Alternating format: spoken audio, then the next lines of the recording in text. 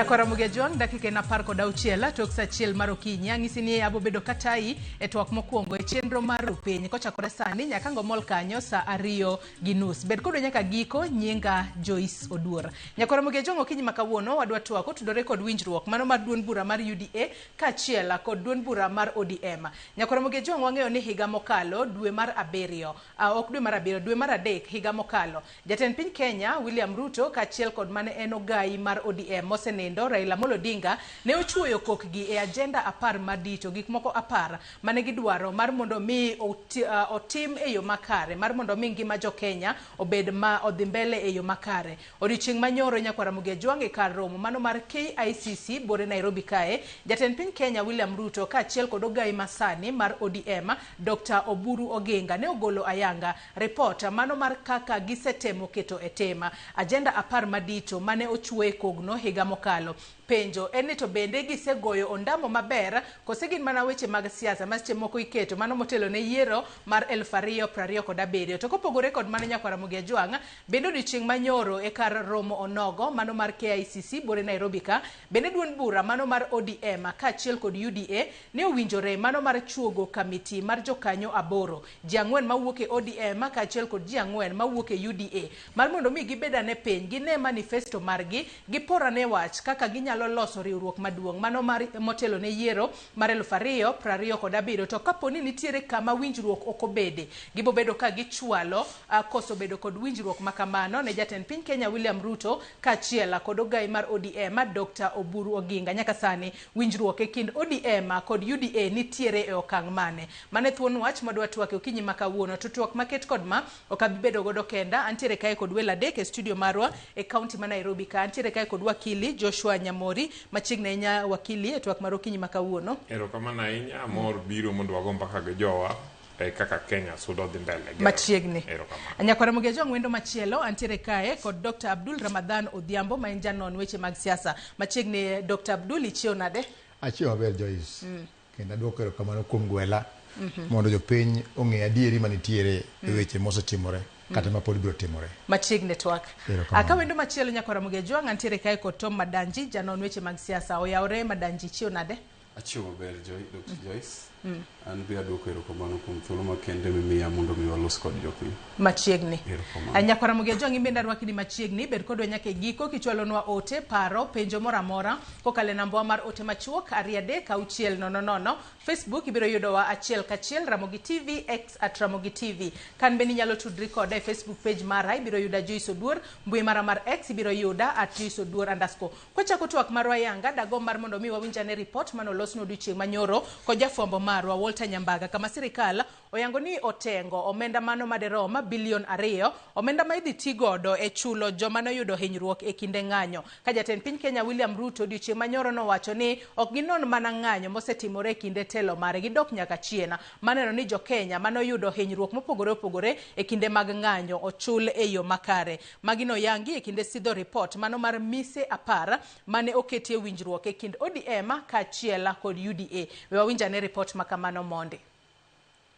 E kar bagorombe ma KCC Nairobi, romo mane okelo kanyakla jo od bura mag ODM kod mag UDA, mocho e kom kod ogai mar ODM Dr. Oburu Oginga, e kod jatend piny William Ruto mar UDA. Ka ema komiti mane o meeting mar jiwo keto en mise 10 mag bero Kenya kata 10-point agenda, mocho alele podgi report maulieko weche bura kaachiel kuom wechego wuok e tengo shillings bilion 2 ne chulo jok mane oyudo hinyruok mag ng'anyo kochakore 2017 nyaka sani.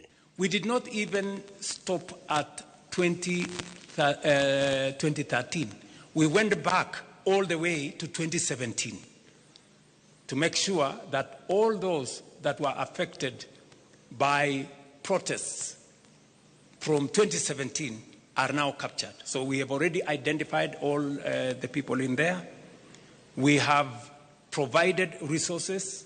You will be approving 2 billion shillings to make sure that we have the resources to compensate those people.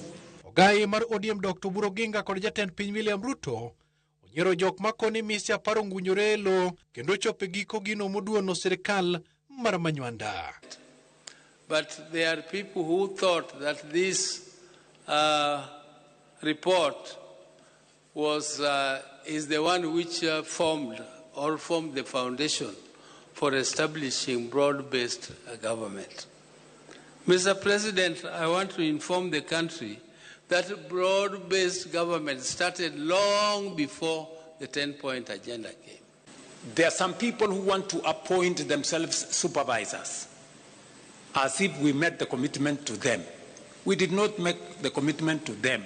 We met the commitment to the people of Kenya. And our responsibility and reporting is to the people of Kenya. Ruto kasiro lipodno chiko spika mar od bura mamalo kod mar Senate mondo los aput madhi luwo matut kendo keto e tim gik motende kod chike mar chopo kare lipot mar mise apar.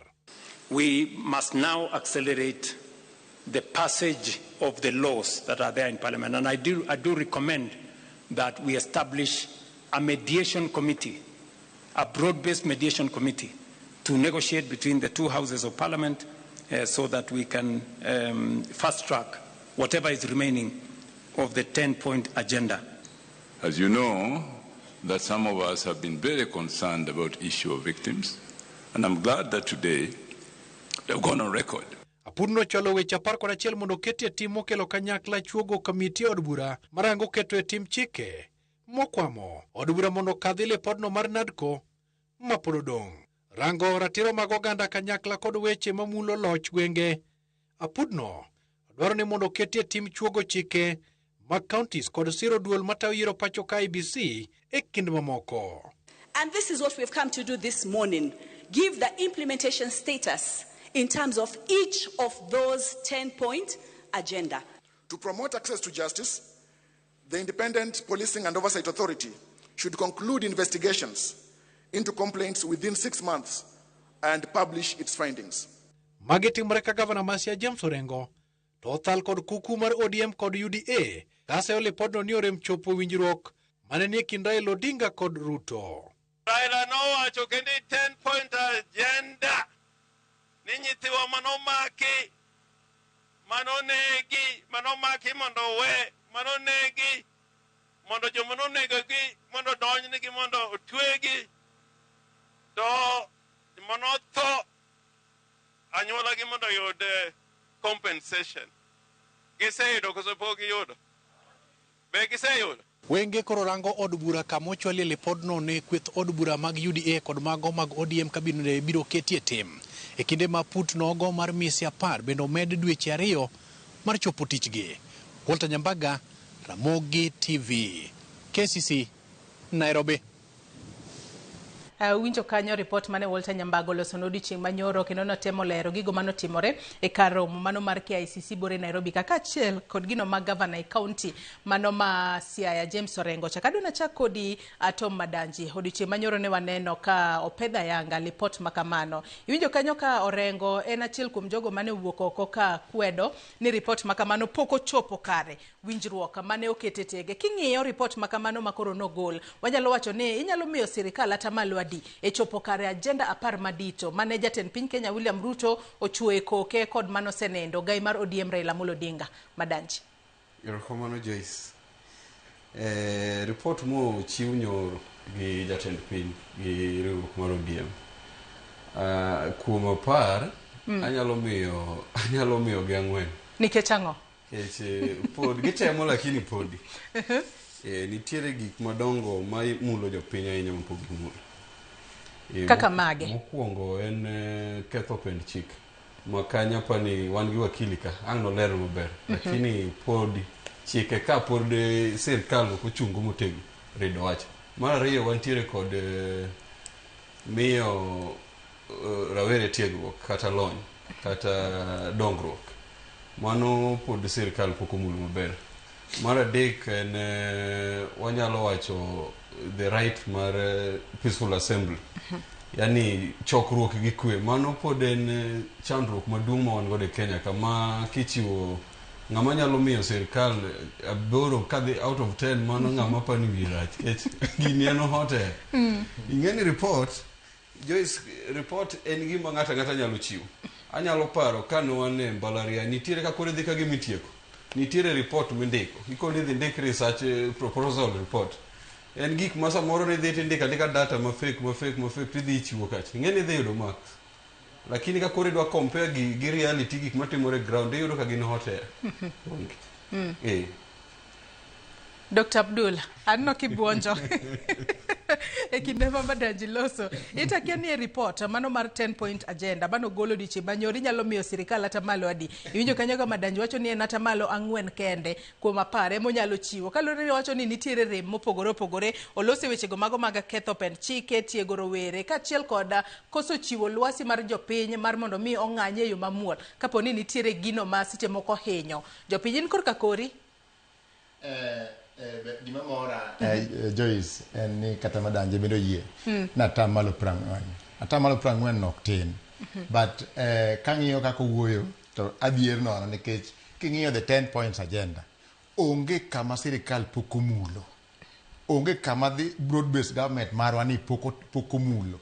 Kwa chako gi reforms mag electoral reforms kwa bire kata mana employment makoro wacho kasa nindi nyoje kanje joka nyota opogo pesa mana tipo ji yako pesa kama na midhi tim go biashara gichako mana 25,000 gidhi 50,000 digital space oyaw ne jo wa matindo one kind no wacho nyoro kata man that's a fact ni 1.8 million must be employed from the last time from 2022 nyaka sani kaluwore wan gi affordable housing kama wuoda wakili gini nitiere magi gin employments maril gin employments ma ok wacha iwinja kasi maju ni sani koro sirikal oketi mamalo I mean gini gin gik moko ma wadwa mana wuondo wijo piny ok timre to timore omiyo in the list of the 10 points agenda onge nyaka sani gik mapoko mule gima ng'eyo ma jiwo wil godo ni jomoko ne keto deadline mar tarik 7 ni kaka gigi rumo these things gibiro gudhi in perpetuity most of them nikech kai wacho kaka wacho employment ok wach ni kaka wase employ 1.8 to wagik ni ka the cost of living odok piny to wagik gigi te wadhigo step by step gibiro dhi nyaka chieng' omiyo gina work in progress kai kama pani Madanji gini wigi wilgo gidwani mondo gigeni joma unemployed te oseyudo tich gi sani wuora gini pod wadhi mbele ok en gimo gigo kamitima sani kamano bende omed thuolo mar dweche 2 kodi pod wanyalo biro medo gi thuolo nikech gini endi mana wang'iyo and again committee mane cheko gigi endi ne omigi thuolo mar wuotho e Kenya mangima gi views mag jendi gikelo ka report mag gikelo kane ma report mowuok e Kenya mangima ok ne jomoko dhi obede hall to bed kech kata sama giwuotho gi wan dong ne wachiko itwa gima ji wacho piny kucho and gima ne ji wacho piny kucho ok opogore gima gikelo noka jo kelno gima real mane gikelo ground to biro ka in kori nyalo chiwo ata mala ne gini wachiko 70% wakata 80 ma ok dagi ni akeli mo miyo wacho it kijo ngeni kune kuma wantie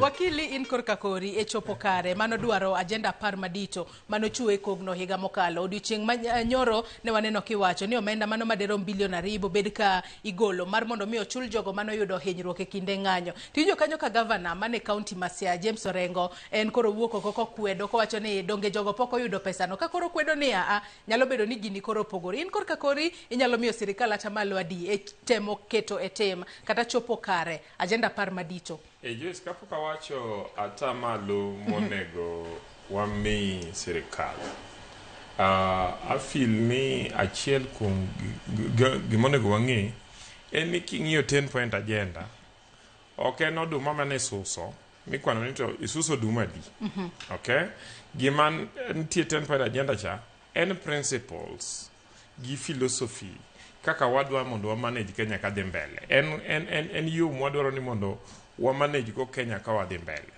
to principles gi philosophy gi anyone was strengthen institutions mondo migepe ma governance obed no tegno.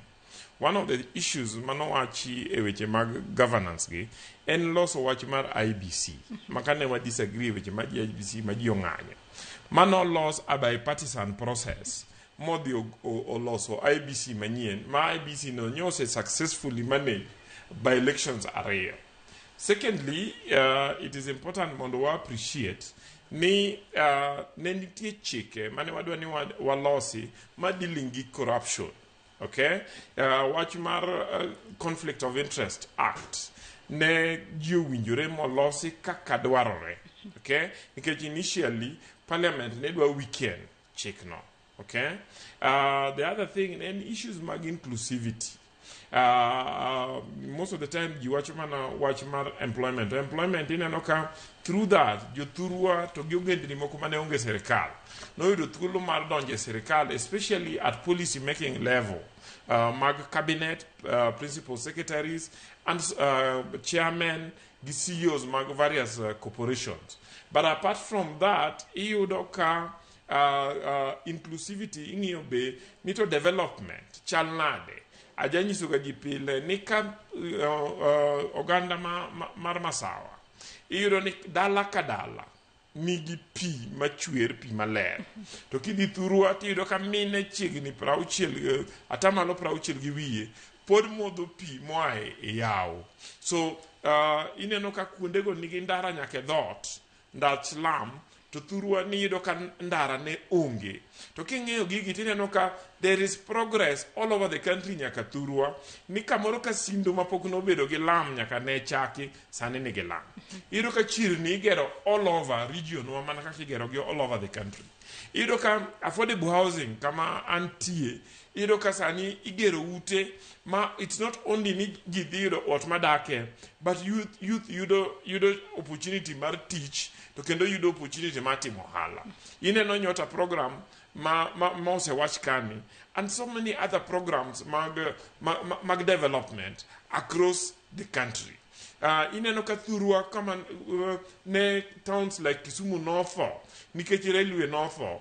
President ose commit pesa idhi gel railway manyo President Uhuru noloso mana nyaka e puothe Naivasha, sani dhi terno nyaka Kisumu. Sama railway chopo to then port definitely biro chako tiyo, manyiso ni wabiro chako bedo gi meli magolo gik moko ka katero Tanzania, tero Mabei and so on and so forth. Magi gik machiro piny, magi manyiso inclusivity. So ekinde magi gichiro piny wakili, ekinde magi gichiro piny kendo gigi kelo inclusivity. To bende japiny bende winjo ni adira pek mar ngima odok piny, kata bedo ni sirikal osebedo ka godo ni wan wasegoyo ka. Japiny biro winjo maber kaponi government spend pesa e kor gweng. Okay? So kibiro Kisumu for instance, tere iwuotho kata rengo e yo makalo Moi Stadium, tibiro yudo ka kojende mane chon ni mane bath ndara kaka manamba kata gima gitimo onge, iyudo ka sani tiyo e Moi Stadium, igero stadium. Kichaki kalo kichopo Lumumba Estate, iyudo ka over 1,800 youth chopo gokinyi mondo ti. Sama ochulgi to pesa ne gichulo go jo boda to ginyieo go chime e chiro to gitimo go other things. So pesa circulate. At the same time, nitie interventions ma president gi government osetimo, gi broad-based government osetimo, ma one ose stabilize petrol. Iyudo ni sani bech petrol odhi malo nyaka Amerika, to Kenya pod stable nikech interventions ma serikal ne nyotimo. Iyudo ka wach ma school fees, serikal odhimo gazette school fees manyaka chul mowacho ni kik nyathi chul school fees mokalo kanyo. Makanyo yudo ni wach mar uniform emanyo affect nyithindo. Tineno ka serikal nyo wacho ni kaponi uniform emotamo nyathi dhi school, nyathi odhi school kata gi lep dala kata uniform machon. Okay? Ineno ka weche mag weche mag hospital. Previously under NHIF system ji million 7 kende manobedo covered. Sani President nyowacho ni we have almost 30 million people mobedo covered. Chon kochopo Wednesday kama headache mane wan go en joma dwano ketie WhatsApp group mar chulo hostel bills. Tinde manonge ngama nyanno kokwai en ni chul na sha mondo abed covered. Okay? So king'iyo gigi te tiyudo ni expenditure manager piny bedo go odok piny. Okay? Nikech kuonde mane ma expende gigi odok e piny. And that is how the cost of living iduoko piny. President you explain gini maler. Mang'amo kudwa winjo, winjo. To gima nyaka ing'e ni Kenya kae wan gi joma nigi wira mar ng'anyo. Wira mar pingo. Chalo governor chalo governor ma Siaya, James Orengo. Pod para ni en student leader, en student activist, maringo from House of Residence to Gimam Laka Road, University of Nairobi. Forgetting ni en governor, nikechi despite all these things, my leaders temo mondo ti together, mondo walok piny, James Orengo ok nya explain gimo setimo Siaya. Nyonga to nyisa ni kata office governor ma Siaya ong'ade stima. Okay? Ok onya chulo kata stima mar office. Ni jo Siaya any development programs ma jo wanya wacho Siaya. Gin development programs ma President William Ruto osedimo launch ma national government timo. Orengo ok nya explain gimo setimo. Gimo Orengo nya explain kainde en ogokore kuchung Nairobi, kata ogokore Kakamega, kata ogokore Mombasa. But okonyal nyoro nyaneno ka o distribute seats for the first time to kanyo wacho ni I demand ni cost of living must come down. Koro cost of living they come down molo kaka en sani nade ka for the last 4 years pok nyocho distribute seats. President William Ruto ma distribute seats go en yore konyo odwa timo. Kote manyo distribute gi bro tinda lo mane mondo do cost of living below what it is now. Adu wana kwa jowa manige wera mar ng'anyo. Ni mondo gi join the rest of the government, gi join President William Ruto, gi jaduong' Oburu Odinga, mondo wa move Kenya forward. Omiyo kia answer question ni penya, nita tamaladi, manyalo chigo. Ana neno ni en about 90. Okay? Matini rose goyo kang maduong' ahinya, neno ni gichopo akare. Madanje kekin gi paro mopogore. Okay, amora ahinya gi TWAK. To mokwongo awinjo kuma Dr. Abdul Mulo matin. Mulo Nyota Fund. Ma en project maber mano sirkal obiro. Mana ni kuma nyalo pogora kodgi en kaka no gi implement. Wantiere kod 10-point agenda. To nitiere achiel kuom 10-point agenda mawacho wastage of resources. Ngeni sama Nyota Fund nobedo launch e Kenya ka. Gimokwongo sirkal no waste pesa mang'eny moloyo pesa mano miyo kijende. No waste yo machalo nade. Kuwuotho ingeni sama president wuotho ka dhi launch Nyota Fund mar 20,000. Otiyo gi pesa mang'eny moloyo pesa modhi weyo ne kijende. Mano is one of the thing. Mar ariyo, kaka sirkal yo mano gi implement godo Nyota Fund. Nyocha interact gi achiel kuom rawere mano yudo Nyota Fund. To kona ni pesa no kaka no yude gowi mano en godo nus mare almost osedhi gowi mano mokwongo. Jonyuol ni samoro ng'eyo ne yudo 22,000 moro miye gimoro. Ukona ni pesa mano dong godo kochako nodwa yawo godo ala to rent kende to rum. Iwinjo. Nitiere program aina gi nitiere non government NGOs mosega biro godo. Achiel kuom gi en KCB. Gima kama kapok otimoro nego bedni rawere gi imiyo tiegruok. Makata ka ng'ato bere beauty and therapy to kanyi mitere ok chun ji go ala te ji te ok timo wala. Koro Nyota Fund no ber lakini yo ma obedo godo implemented ok wabi neno fruit modhi kele Kenya kaka to matin. Koro nyaka sirkal re-strategize ong'eyo modwa konyo godo rawere.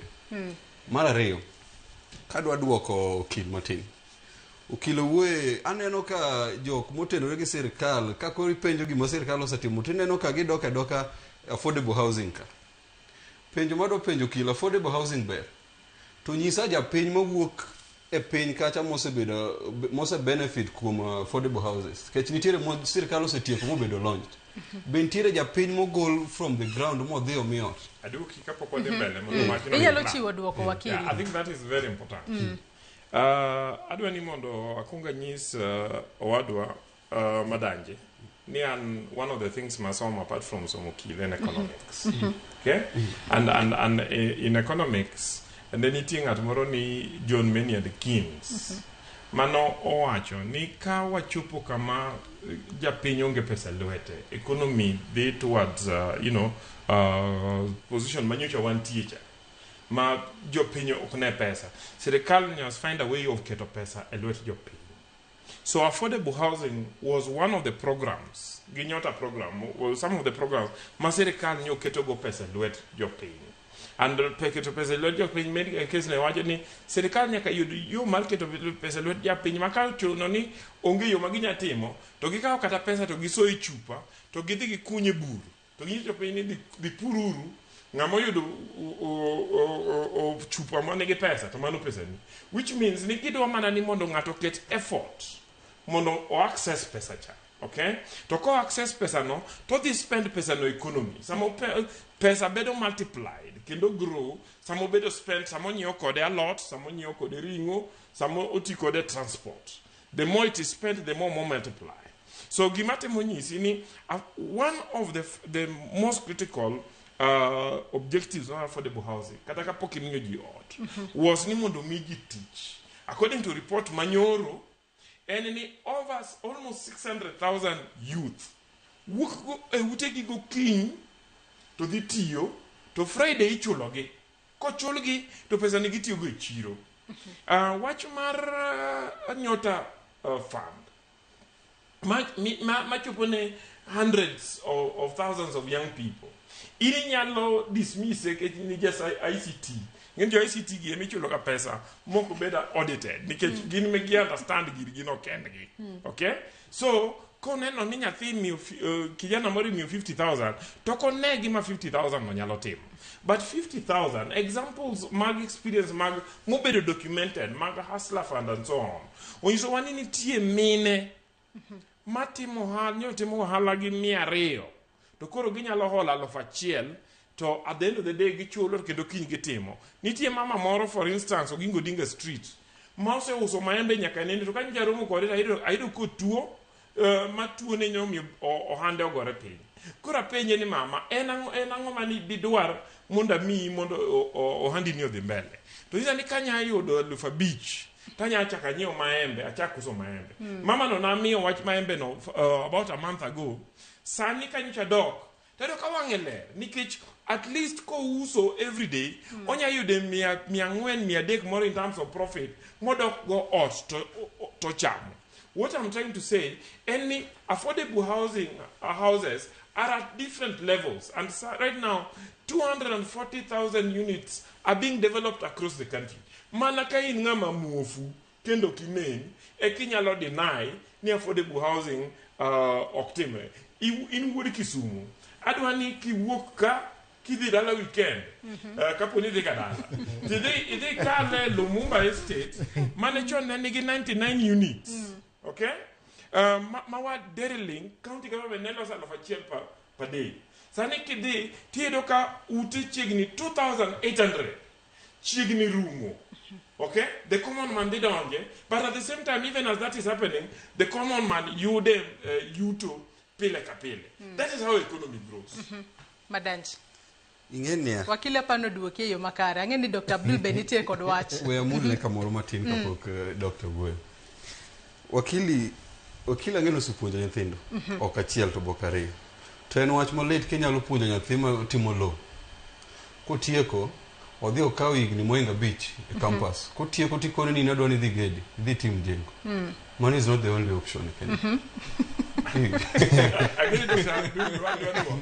it is important okay?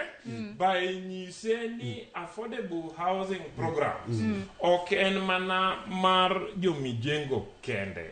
Okay? Nitie on-site and off-site employment mobedo created affordable housing. Nyaka lawyers, nyaka engineers, nyaka architects, nyaka quantity surveyors, nyaka jomo somo environmental studies.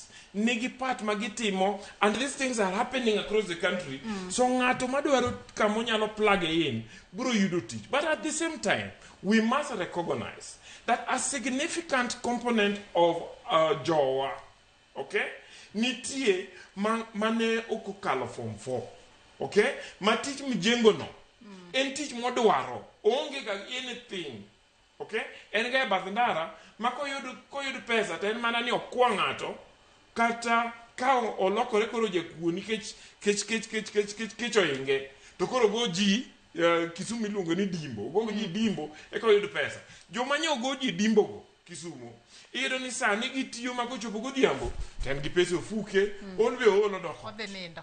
Dr. Abdul wach midwa medono wang'eyo ni agenda par madito bende ne omulo wechego mago mag rito kaachiel kod tego sirikal mar loch gwenge. E report mano golo odiochieng' manyoro ndamo mage monyalo wacho nosego ahinya te sirikal mar loch gwenge magwa mapacho kae counties 47. Erokamano. Aparo ni kapok adhi kanye to nitiere gima dona mede wach affordable housing ne mondo watieke maber. mokwongo an student mar real estate to gima ng'eyo ma wich wil godo ma kata wakil gi samoro wigi wil godo ni affordable housing ji ng'e mana in terms of employment gang'o gi kaka ji dhi yudo ute, forgetting ni previously ne wan gi housing deficit of 250,000 annually. This is something ma wadwa ni mondo watieki ni housing deficit ji ki cost udi ji dwaro udi motimo nade ne onge.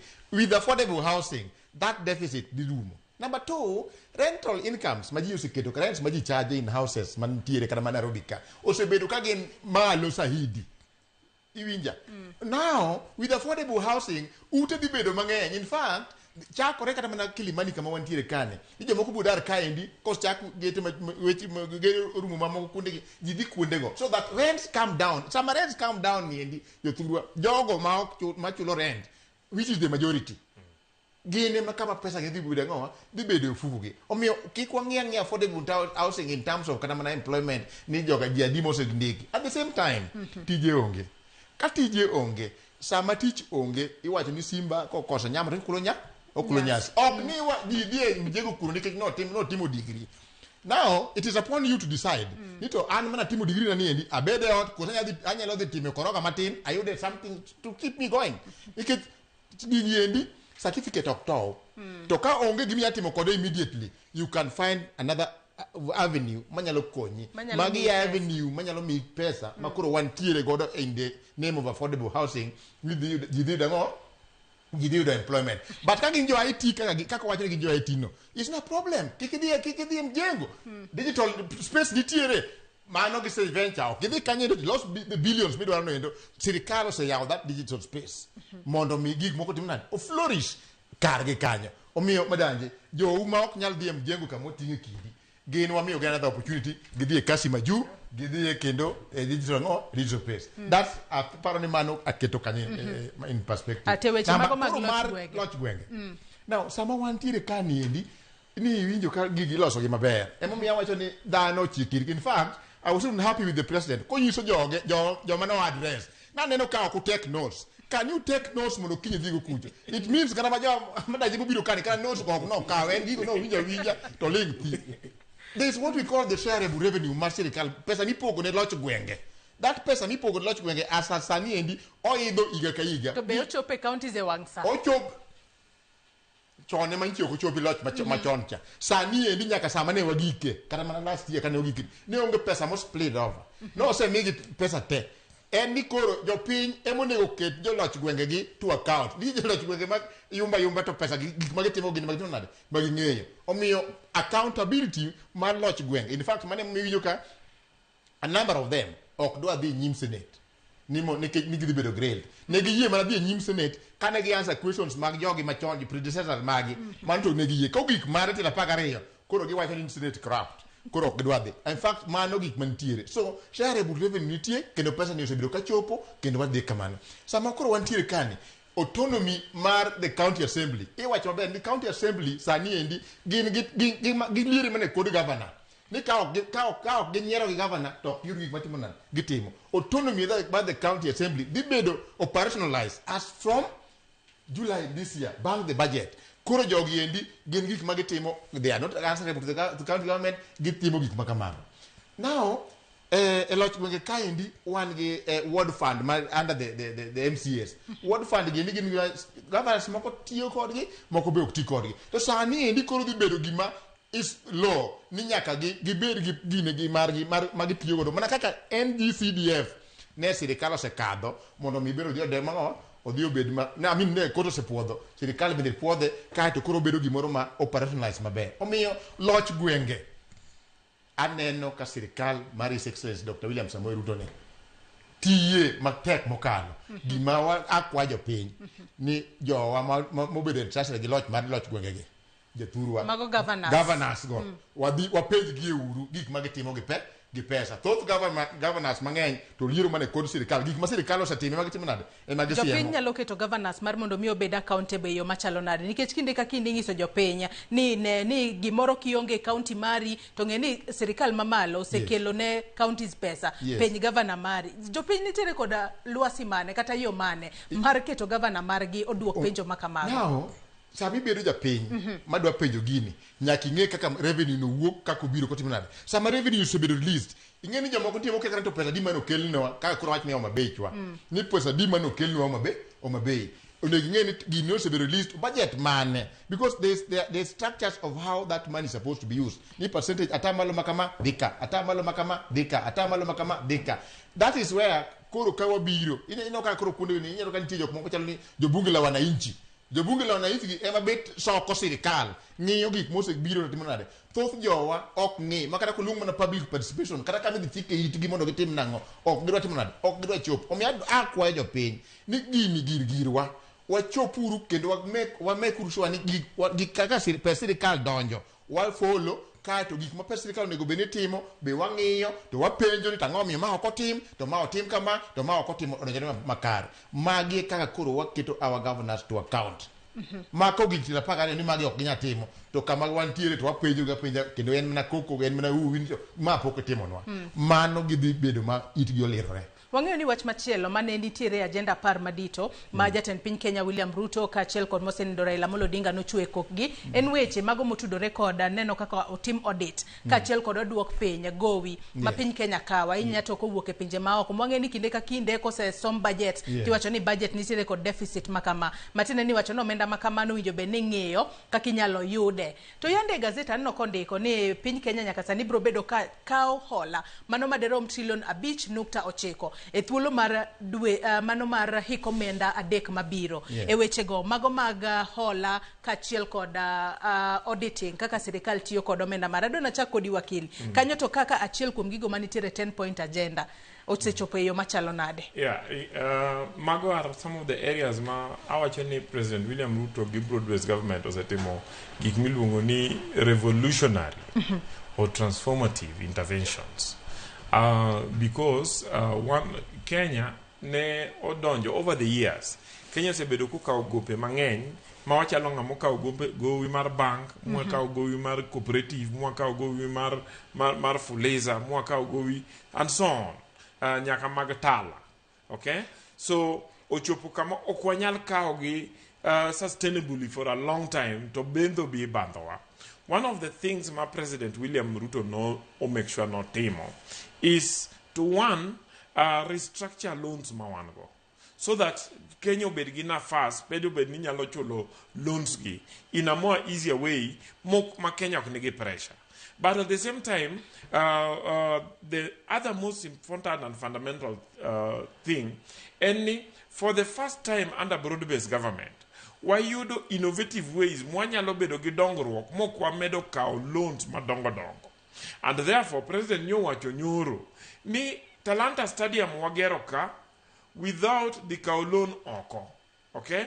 By simply ng'iyo ni wan gi sports fund mabro produce pesa for the next 15 years.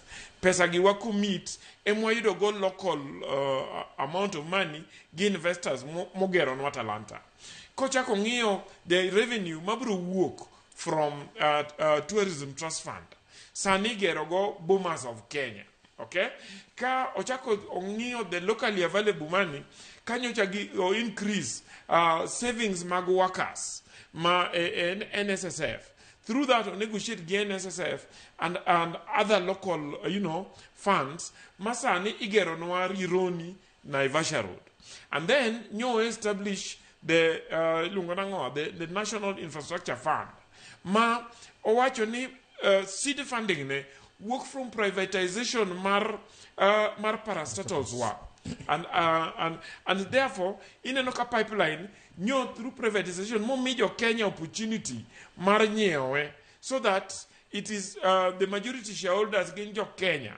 Ayudo 1.6 billion makoro kete infrastructural fund, so that local and other investors can now come in. Ma Kenya okocha komedo loan. The loan book marjo Kenya but development dikimbele. So anyalo tigo kawacho ni this is the president must come up with strategies and plans make sure ni wamedo develop without putting more pressure on taxpayers, without medogowi and without medo taxation.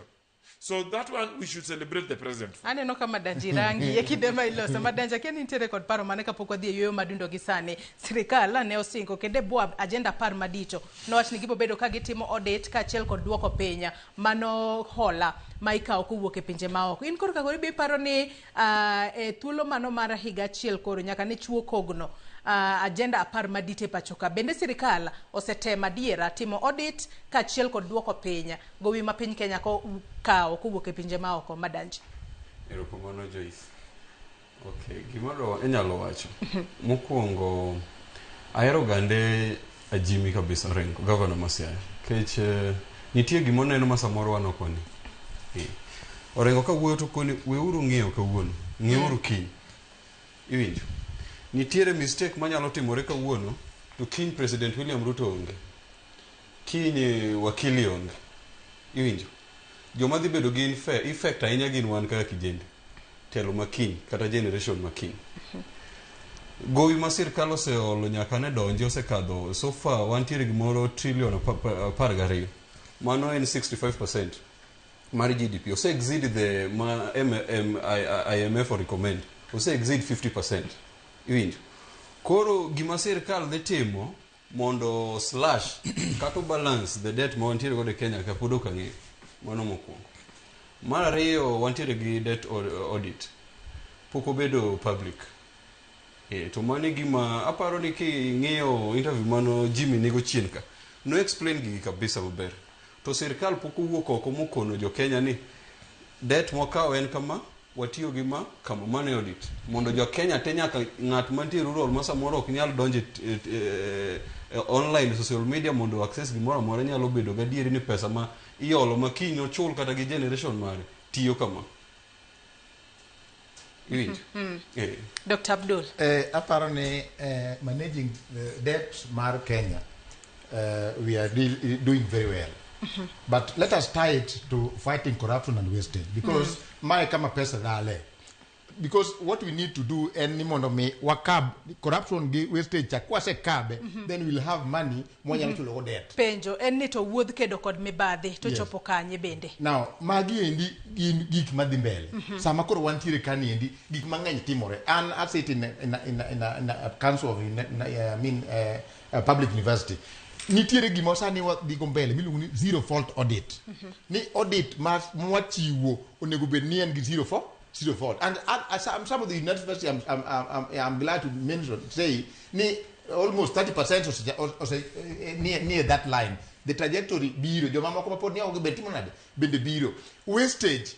There are a number of meetings mane sirikal timo kata mana nji die utende madongo things like that. Anyisi ka wacho kata wakil ni kaindi for the last 2 months wasebedo gi meetings adek gi head of public service. These meetings, virtual meetings. Out of those numbers, these are things where is more cab godo wastage. Some of us say cab wastage. What they maber. The conflict of interest bill. Biroka. Nikech magi kuni manaji jok manie kata board kata councils giendi tiye bedo gini kata corruption nyayo. Sani endi the conflict of the conflict of interest bill ose engi manitiere ma wan wasign every now and again. Omiyo magi gik masirikal timo kwa dhigo mbele. Once we have a pool of resources more saved on those corruption and wastage of resources, we are able to pay debt. In fact, those are some of the things manitiere. But again, the government has also been managing exchange rate.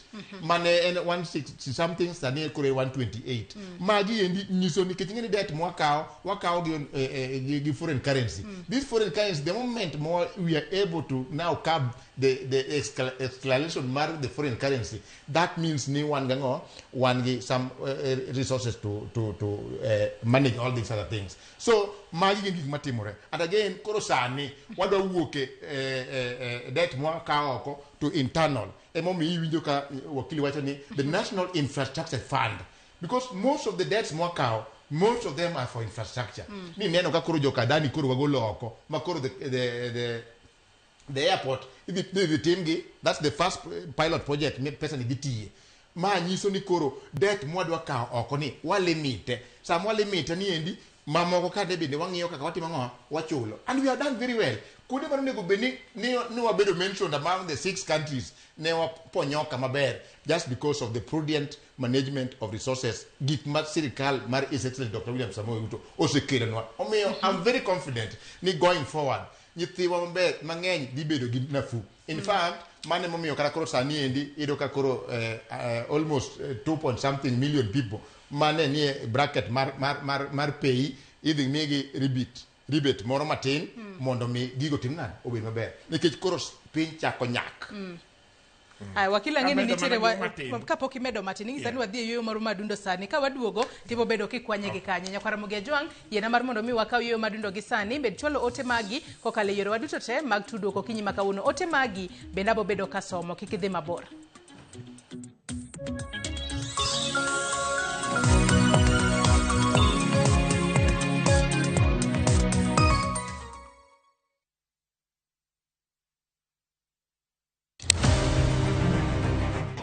Woman can be Mrs. Ombaka, but not any woman can be Dr. Ombaka.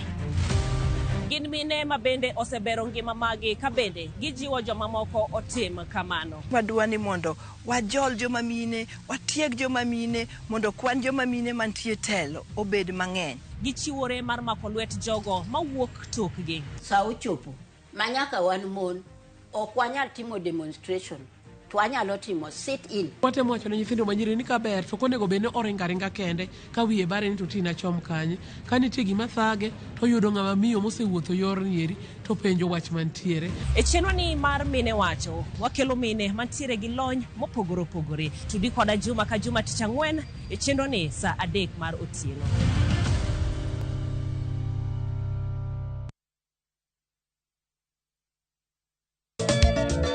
Machiegni nyakwara Mugia Jwang e chenro mar Goma Owake.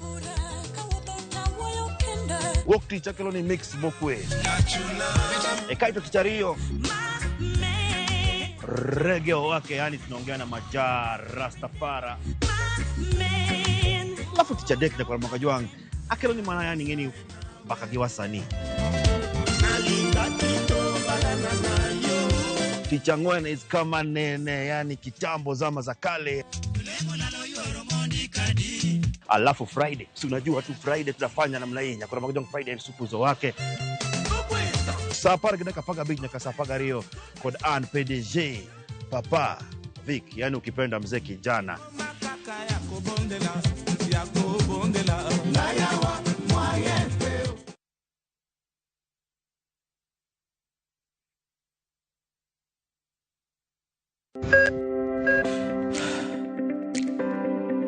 E chuny oganda wa ngima mar del en mwandu maduong'ie moloyo.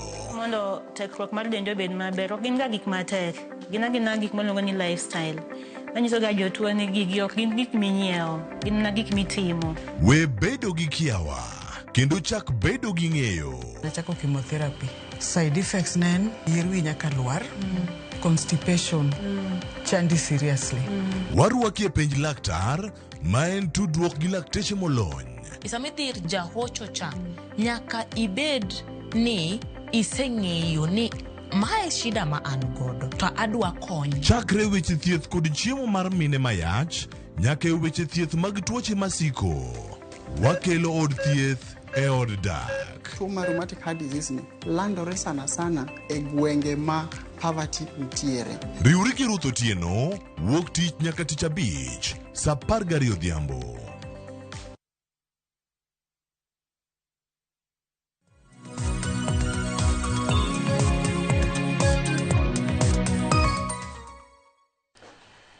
Nyakwara Mugia Jwang machiegni e tielo mar ariyo kendo mogik e twak maro e chenro mar pinyo kinyi makawuono kama twaka kotudore kod winjruok mano mar duond bura mar UDA kachiel kod ODM.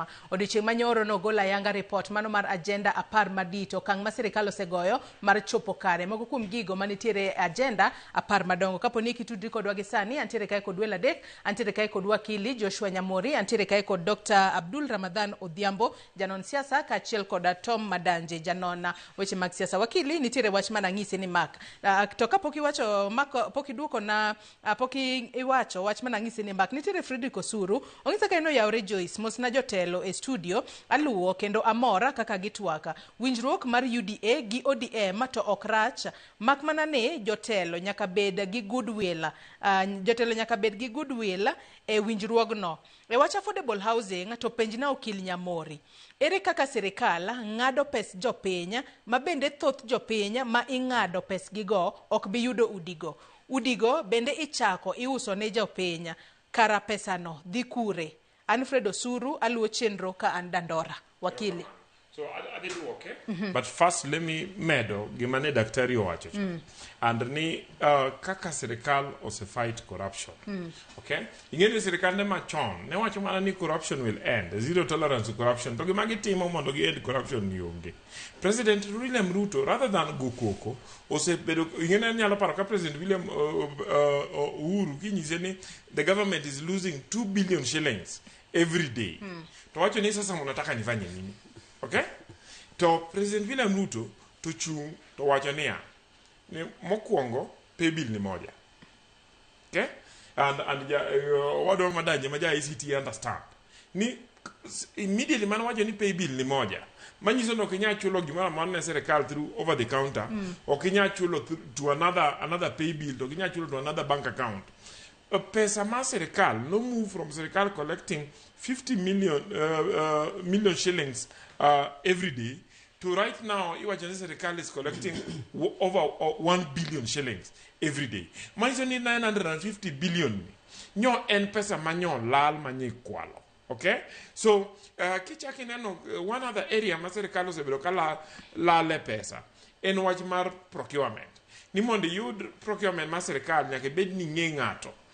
Ti konyi gi ndiko kalatese go kata kanyo useloso kalatese musesoyo tichaki dhi gologi mondo ondik ni mari maber mondo in ma mondo yudi mondo mi joka asoya. Okay? President odhi owacho gima ne Kenya osewinjore and ma kendo gima madanjo nego beni understand molowa kechen gir IT ne jo Kenya osewinjore several years ago in 2018 no ne wabed gi gimiluongo ni EGP. Okay? Mondo wabed ni wanyalo bedo gi footprints mag procurement process from the beginning to the end. Nyo bedo resist to president nyo insist.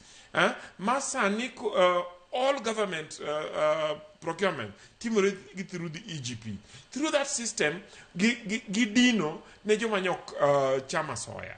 Ineno ka wach mar asoya mandara sama donjo ka ayudo ka ne ntie report on wach mar NTSA. Okay? NTSA mondo wa reduce asoya manie ndara. Ndalo moko Uhuru Kenyatta notemo golo police ndara no ke dio NTSA ni mondo manage ndara. Tinyalo paro ka police no wuok mo sabotage. They had to, concede magiwe mondo police odoge ndara. President William Ruto intervene through system by wacho ni okay, gima wadhi timo. Koro ngama dhi timo gini ndara onge. En ni ki overspeed you don't notice ni mondi chul within a period of time. So it is convenient to Japan, it is cheaper than chula soya, and it is a way man stopping jumachama soya. Okay? So what I'm saying ni president ni chingmoro ko wabro bet piny ni mondo wandik historia mar Kenya. Wabro pare kaka president mano transform systems. Momiyo cost of living odok chien, omiyo wach mar corruption odok chien, omiyo weche mag debts waduko chien. The other thing mi penja weche mag affordable housing en wach mar affordable housing. Gima dwa na nyise ni affordable housing en gima wan kaka jo Kenya ne wawacho ni e katiba ni ng'ato ka ng'ato nyaka bed gi ratiro mar ot. Okay? Gimar thieth, gimar gimochamo. Okay? Magini ne waketo e katiba. Kani wasekete katiba, the next question is duty bearer monego make sure ni gini timore en nga. Duty bearer en serikal. Okay? En serikal to make sure ni jomok nyal nyaka bed gi ot. The next question is serikal nyalo make sure ni mondo tim nade. Being in the housing sector, I understand the history. Ni for instance, National Housing Corporation was set up in 1957. But all these years, the National Housing Corporation to kod the private sector nyo provide ute to ute gi ng'eny gi nyo gin ute ma serve only 5% mar the population because of the cost of construction, but at the same time because of the cost of financing kaka Dr. Abdullah Wach. So one of the things ma serikal ni nyotimo was to resolve the cost of building houses. And the cost of building houses ni or resolved by making sure niko ute ne joma very affordable housing jomudir what they timo in government land. So kwa timo gi government land, the cost dock pin because the cost of land bedo zero rated. Secondly, any taxes mane bedo charged ng'eny gi ogol. Okay, so mano boduoko the cost pin. Then thirdly, any mondo serikal nigi options ariyo. One, any mondo we private sector mondo gedi, to private sector ka gedo to gidhi holo pesa from bank, which is going to be expensive and therefore only a few people can pay. Serikal oamua, the other thing, any serikal mondo ka loan, mondo timgoma. Serikal had tried all these two, it failed in all these years to provide housing, especially for the common man. So the option Serikal or new opt for, which is another innovative initiative, and one joma nege mshara, at least one gigi mawayudo. Tuntijo Kenya ma onge go. So one mondo ngadua because mondo serikal otim gimoro manegi ma jopiny and that is allow me to finish. Allow me to finish. And 1.5% ma salary marwa to employer begolo 1.5% to augment that igolo mondo olos fund ni kose lose to fund ni ema gero udi. Okay, to kose gero udi to ute ko chiu kondelo mi chiwo nono. One, value ne jok be appreciate, but secondly the demand serikal ok nya meet. So serikal wacho ni ibro chulu utege to pesa mo bedo collected pod the fund ni medo expand fund ni mondo medical gero ute moko, but at the same time the amount of money michulo is reduced. And then imi a long period kamane banks demand ni nyaka inyiew hot cash kati inyiew through an expensive mortgage mar 5 years. Sani imi a cheaper house timi 25 to 30 years mandi chule makata kichule mi retire to wodi moro dugo yudo tich kise retire to wodi no pod endelea chulo odno. So in many ways it is cheaper, it is many ways utegi are affordable. And jomoko complain ni dak gine jomo yudo. Adoni kudhi mukuru. Dibro yudo kajo mukuru emo yudo utego. Kidhi internet luduar gine mar boma yangu. Kidonje website mar boma yangu. To bro mi chance mar register. Kisa register, ti choose ni duar ot kanye. Now depending on jomo apply, for instance sani Lumumba Estate igero ute 2,800. Tinya yiro ni jomo biro apply ni doro ute Lumumba Estate gin ji 10,000. So through balloting, gibro make sure ni ji 2,800 yudo, to jomo dongi podi bro nyisi ni another project dimbele kanyakwar. Okay? So ginyalo temo kanyakwar. Ko kamar kanyakwar bro bedo no rumu, tinyiso gini another one what the timo but dala gi madadi chiru mi wacho ni dala uchana gani awasi mori the team awasi. Okay, so that inyalo tema awasi. So and the person no kocho po point me feel ni inise bedo ki chudo where that tax, but you must register koro chulo for ot to I delay mo kido ot ti feel ni pesa ni idware mo di ged go dala. So podi nyalo apply mondo duk ni pesa ni mondo di invest elsewhere. So it is still a saving. Ilero kanyo makare nya madanji chalo ngama nitiere kod wach ka chiel kod Abdul madanja chakodi. Antie kod wach. Nitie kuma akilo mulo kama na gombo kabisa munda wuoye. Gima timore Kenya ka nitiere ng'at moro kamoro. Mowuok wacho ni nitie ng'ani ni rach. Pesa donjo ka in corrupt. Koro pesa gi adwano donje agula di. Achiel. Iwinjo. Citizen. pesa tek kata sani ka renew license pesa na 3,000 no dhie e-citizen. Penjo maduong' en niya, e-citizen onego bedo manage gi ICT gi treasury. Ng'ama manage e-citizen to pesa ni auditing mane matimo pesa ni dhi kanye? Mani gima chanda kabisa. Ing'eni onego bedni wabed motang' kabisa. Wanyalo bedo ni wachiwo gokinyi wadhi tiyo to watiyo ne ng'ato. Kech ing'eni mondo miya control, the first thing madhi timo en ni main godo na mai. Kasema imo bedo fukuno. Tadhi kone ne tim kama kidage timo kami, ketime kami. Mani gima timore Kenya.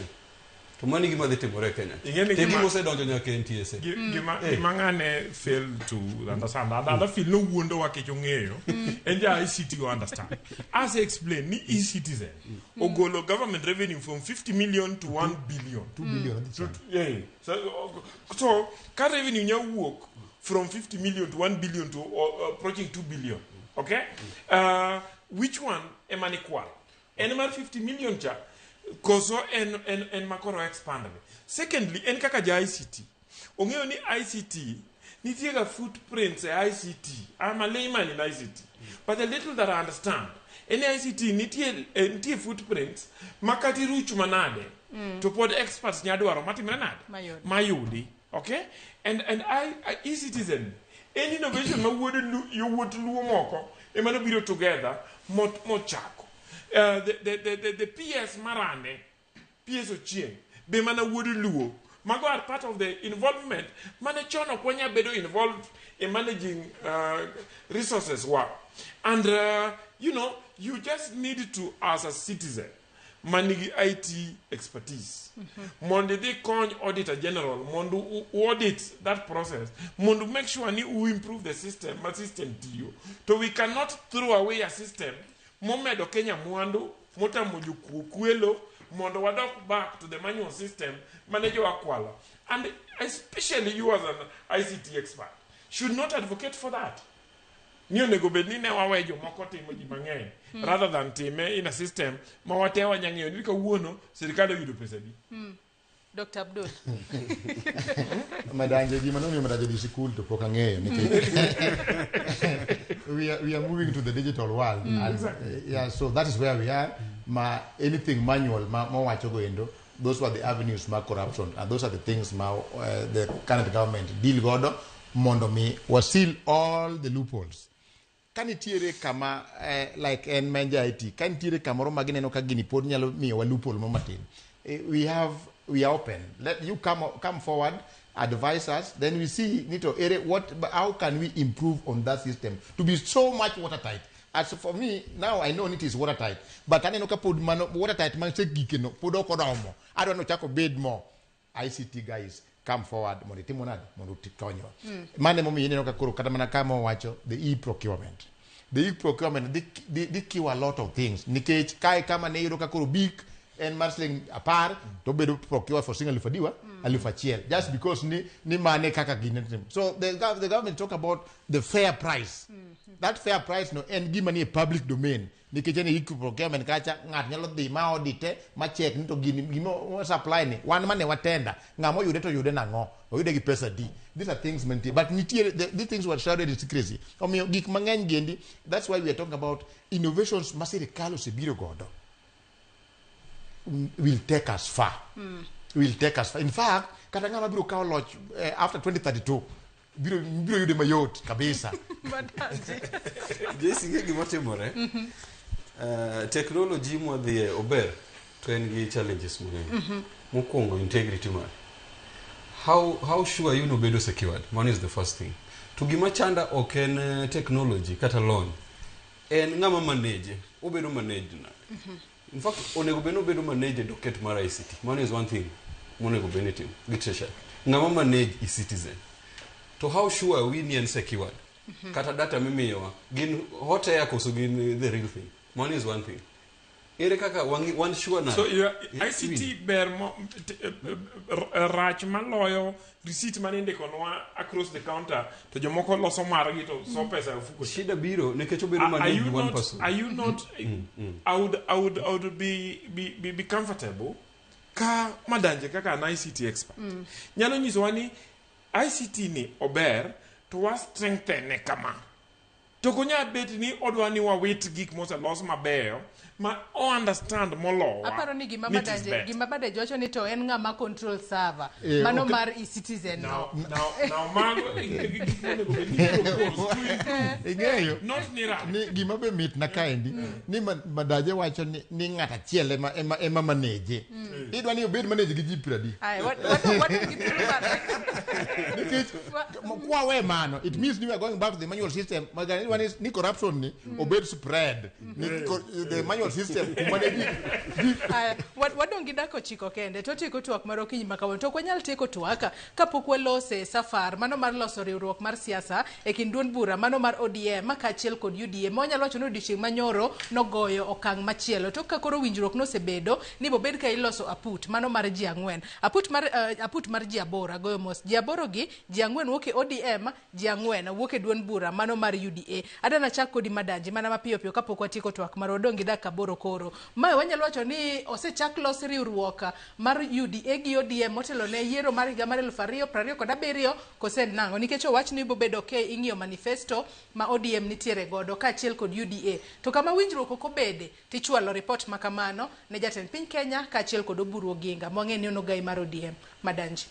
Mokwongo Joyce adwa wacho ne jopiny ni kano jatend ODM Raila Amolo Odinga gi ker mar Kenya Uhuru Kenyatta no bede riwruok mobiro gi broad based government gimoro achiel mano Raila wuoyo masika winjo kendo asika dok arifa kuome. Raila nowacho ni broad based government ok nyis ni UDA gi ODM dhi biro matikanya kata dhi join matikanya iwinjo to nitiere jomoko ODM mose hijack ODM gidwa riwo gi UDA mano no ken dwaro mar japiny ema chando jogi gi governor Masea James Orengo kech James Orengo ong'eyo kaka broad based government no chakore to gi intention mar broad based government en mondo nokony japiny iwinjo to kuma koro chopo imanya pitch ma ji aboro mondo mi obed piny mano koro onyalo benefit jotelo kende to ok jopiny an gima nyalo kwayo mondo mi wadog wang'e jopiny wang'e ni 10 points agenda gi gibedo implemented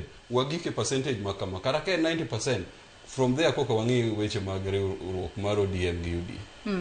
Dr. Budul in korka kori chuga put mano mar jokanyo aboro kata mar jolonya madhi telo ne tayo twak e kin ODM kaachiel kod UDA to parni kinde ma magi duto timore winjruok makamano nosebede to ang'eyo ni wanyalo wacho ni kachiwo ranyisi higa mokalo higa mar 2025 kinde mane indiko agenda 10 madongo wang'e ni jagoro mano mar ODM Edwin Sifuna emano telo ne somo gino to dichieng' manyoro noonge kata romo mano mar kanyakla mar ODM kaachiel kod UDA kinde makoro twak makama iloso mano nyiso ni joma ne nitiere kacha kende ema koro dibede mesa kod UDA to joma moko mag ODM mane onge kanyo gin koro ginoko kosango matimore. Ing'eyo adwa ni japiny ong'e maler ni riwruok mar UDA gi ODM nyicho chakre chien kacha koro en work in progress at every other stage nitiere gik moko mabiro mondo mi gini wanyae odhi gimoro maka kinyo wuok to product mare en product makamili. At the same time, gini en gini coalition of the willing. Ok chunu godo jik. Inyalo kata bedo as a family to kan nitie nyithindi moko mabalo bende nitie moko mantie miye godo tie gik minyalo timo ang'o minyalo timo. Omiyo jok mano dhi kanyo. Jok mikwano nyingi go jomoko nowacho ni gin gik makamago ok gitim nade. Ok gidwa bedo nikech ne gidwaro ni the 10 point agenda kano gik tarik 7 to ne gin gik mosebedo concluded gigo setimte man to wan wang'e ni mago gik mok nyal timore te dichiel koro miyo ka gene ginoko to en ni wan kaka UDA to ne wan houseful jo ODM bende ne nitiere omiyo jo ODM ka osemigi ni nafas mar ji ang'wen wambe wan gi nafas mar ji ang'wen gi kose dhi romo to wabiro bedo ang'eyo ni ji ang'wen ok nyal tamore out of that jok nyal nitie bura kae chande mano chopo kanya ne ji ni bura mano ji biro 353 out of 348 ne ok en gima tin omiyo nyiso ni the government to watch and the government mar ODM UDA coalition. Wakili an be adana rewra gima daktari wacho ni bura manyo ogo KICC nyo nigi overwhelming majority mag MPs moa ODM gi UDA omiyo nyo gin gi quorum kendo nyo gin gi authority mar making decision mar taking forward interest mag membership mag parties go. But at the same time gik ma nyogi discuss kacha gin gik ma nyocha NEC to gi governing councils mag parties gi nyose bed mowacho mowinjore ma jo ODM be wacho ni gigolo gi kendo gitere NDC jo UDA be biro tero ne members gi jo UDA be ngani chane gi an aspirants forum manjo ke aspirants from all over the country, so gin gik ma parties ariogo uwinjore. But anyway ma process motimore ntiga jomoko mabalo ntie tama ntie joma gin ging'iyo pingo, okay, and governor Masiaya en anyalo wacho ni en koro odhi koti ka en ng'ama gima wabro parego kendo wabro ndikego e historia ne ni en ng'ama pingo, ok onyal wacho gima kama ilose gimigero, ok onyal bete kama iwacho gima ipingo kendo kanyo thrive kabisa.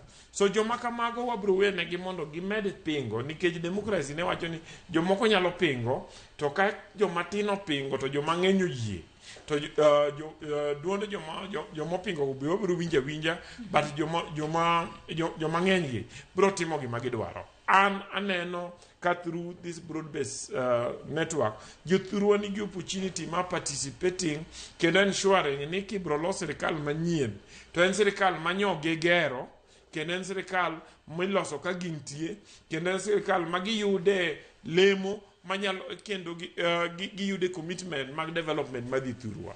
So aneno ka the only hope ma wan go and supporting President William Ruto through the broad-based government and arrangement and ensuring that we are part of the system. Orengo to kadwaro ni mondo wadonate ne jo masawa mondo dhi okonygi ring'endara to dhi adhiya masawa wabro yudo governor nti wi motegno obro chung Siaya bro bedo governor madanje wuodwa Kisumu, especially Nyando Mathurwa, to one about 9.5%, 9.5 over 10 of Jowa support President William Ruto. So again, ni in okibibedo achiel from half over 10. Aya, thuolo marwe madhi karu. Mano ka janeno amoro oro na ote kae. Onse kani Joyce, life has not changed and therefore stealing is still with us. Onse kani Nyamori is in the housing project. What are his prospects in the housing? Actually, the law has not applied evenly. We have government officers staying in our markets. Why can't they change policy and build the houses in primary schools as it was there then and DCC headquarters? I think in this one a salaried person would be happy. Actually, the Kibera, Korokocho, Mukuru, Kwanjenga, etc. came up with no projection. Actually, the expansion fund collected has not realized any change. Actually, Nyamori, advise your government correctly. Mano ote, mano marjan no maru. Nisana ka wachumogi kawati kotuak maracha kodi wakili Nyamori. Twak ngato nyaka bed gi pache, but apparently in everything mwawacho wa back gi evidence ni ngima ma jo Kenya lokore an gima nyalo nyiso jothurwa ni wan on the right trajectory ni wuoth mane wachako 1963 kwa gero Kenya mane to ne wang'ikore matin kane wawuok e sirikal 1966 gi 1969 Kamboya notho to wasebedo ka wan oko all this time. Waduogo kama jaluo no chake nikech sirikal mar Kenya ni jaluo mano chake ko ginga to gi Mboya ne jomotegno ka gigolo Kenyatta jela emomiyo ni yudo kaka no los sirikal mar Kenya ti yudo ka the coat of arms ni mana gi tong to gi kuot gi gweno mane gik mane joluo ne loso go dala. So ma dala wa ng'ama wawene onge wadonjuru ka wa make sure ni sirikal ni okonyowa wa make sure ni sirikal ni okelo development through.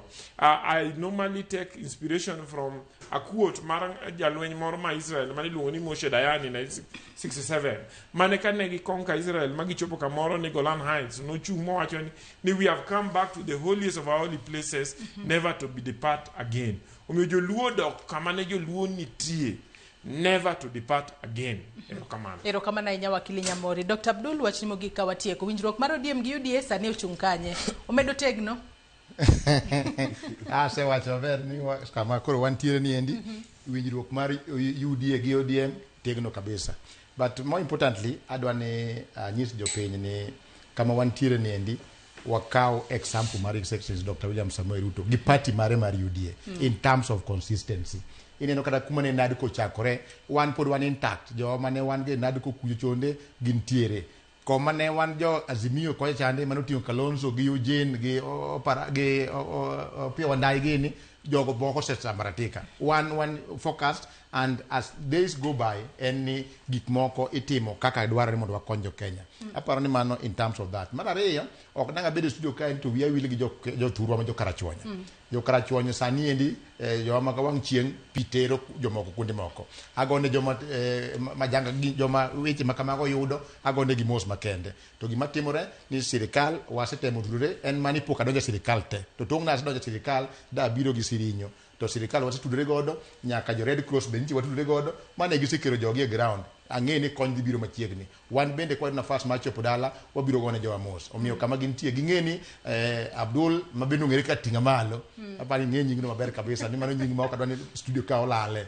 Ni mong'ere ka tinga malo bende gone jogi mos ni jo piny kama gintiere jo karachuonyo ong'e ni an kodgi mak mana ni kara chien kacha nasewacho ni watemru dar ni mondo watemru dar chono. Omiyo ang'e ni kara sani endi gigo endo ok omako ji mang'eny. Jo moko nosekichore machien e weche mag floods mane timore go endo. Erokamano ahinya Dr. Abdul Madanji, wachni mogik watieko. Wasiro kamano Joyce, mokwongo adwa wacho ka ni wan be wadhi golo report marwa 10 points agenda report marwa, kwasegolo wadhi pedho mesa jopiny koro dhi nono. Mar ariyo adwa kawo thuolo ni mar moso jonyando te kendo duoko ni gero kamano especially jowinjo duto kuom kawo thuolo margi mar winjowa. To adwa kwayo ahinya to jende mawuok e nyando kochakore Ahero, Awasika mondo wabed kod horuok. Arita kwe kosebedo maber, takwayo jende mondo mi at least ang'eyo ni piny tek, samoro ngima tek, yudo yor yuto nyalo bedo matek, to akwayo gi ni mondo wabed kod horuok, waket arita kwe, waket gweng' obed maber. Insecurity osebedo marach ahinya Ahero ka kata gweng' winjo ni ji onegi kama to gin rowere makiny. Wadwaro gi kiny kendo wakwayo gi ni mondo wahore mos. To wachaka kwayo jorit piny chive ma wuok e nyando mondo mi wuogi oko oluong Kamkunji wuok kod jopiny mondo mi ong'e kuma shida nitiere. Otherwise aduoko ne romo gi station TV erokamano kendo ang'eno obro rado mang'eny. Erokamano ahinya Tom Madanji. Aneno ka Kevin Albert Okongo bende ng'isa ka ni Joyce good morning. Wacho na mor ahinya ka winjo twak e okinyi masani mitayo gi jolony mamalo. Ng'isa kanyo na mor kaka wakili Nyamori kod Abdul kolo 10 points agenda gi kukuge. Wacho ni thoth jowa ok ong'eyo weche mag riwruok mar ODM kod UDA, to ka ok idhi kaka wakili Nyamori gini timeno to yot mar winjo yudore ber biro mbele. Mago mana moko kuom ote manyakwara Muge Jwang' ochwalo no nyakwara Muge Jwang'. Agono erokamano ahinya kuom bedo kodwa nyaka e giko mar twak marwa. Erokamano ahinya wakili Joshua Nyamori, Dr. Abdul kachiel kod Tom Madanji kuom kawo thuolo maru mar chopo e studio ka. Nyakwara Muge Jwang' wakawo mana yueyo madundo gi sani. Chenro mabiro bang' ma en tedo gi chiemo gi jai lieta. Uriti masani nyinga Joyce Oduor.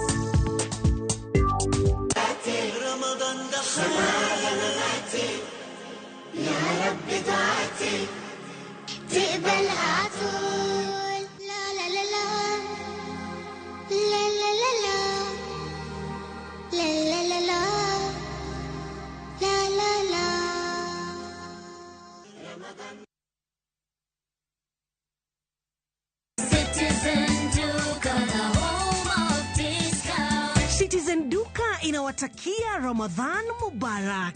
Tumia muda mchache sokoni na muda mwingi kwa mambo yenye umuhimu zaidi. Bidhaa muhimu na halisi tena za kuaminika kwa bei nafuu, zikiletwa hadi mlangoni mwako. Fanya oda sasa kupitia Citizen Duka app ama kwenye tovuti ya citizenduka.com au tuma agizo lako kwa WhatsApp kupitia nambari 0710 487 487. Citizen Duka, the home of discount.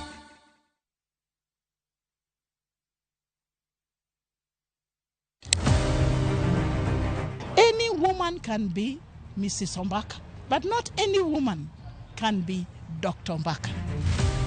Gin mine mabende osebero ngima magi kabende gijiwo joma moko otim kamano. Wadwani mondo wajol joma mine, watieg joma mine, mondo kwan joma mine